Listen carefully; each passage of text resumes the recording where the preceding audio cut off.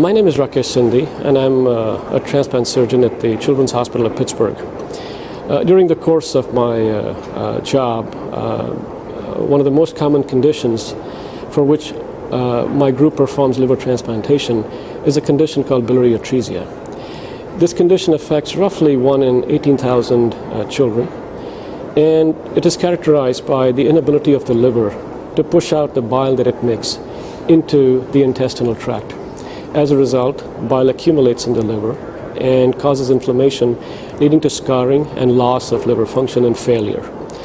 And roughly 60% of children who are affected with this illness can be corrected by a procedure where it is possible to drain the native liver into the intestine by putting a loop of intestine against the liver.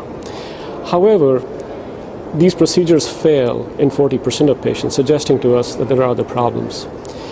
The way we've tried to understand this disease is to ask whether it really occurs earlier during gestation, during embryologic development or fetal development. We began by first comparing the genotypes or the DNA sequence of patients with biliary atresia from 2 different centers, our center at Pittsburgh as well as the Center for Applied Genomics at the Children's Hospital of Philadelphia. We compared those sequences with sequences from almost 2,000 normal controls. And we found that there were certain areas in which there were misspellings in the genetic sequence. These are called single nucleotide polymorphisms. They seem to be overrepresented in patients who had biliary atresia. When we looked into this area further, we found that this area was associated with a certain gene called ARF6, or ADP ribosylation factor 6. And when we tried to understand this gene further, it seemed like that the presence of these mutations or SNPs was associated with decreased function of this gene. So we then asked if we could reproduce some of the defects of biliary atresia in zebrafish, which is a very common and nice model to rapidly replicate diseases related to genes by interrogating genes, by knocking them down.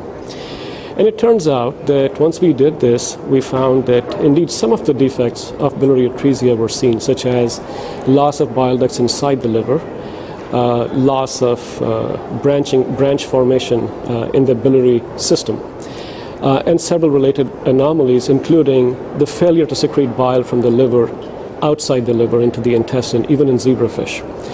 And this is interesting because the gene itself works with other members of a very important pathway.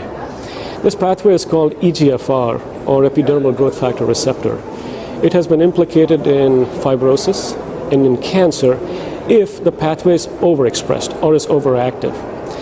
So what we did here was to do the reverse in the zebrafish, and we found that by knocking down this pathway, or this gene EGFR, all by itself or in combination with the ARF6 gene that we had localized by our mutation testing, we were able to reproduce the defects of biliary atresia.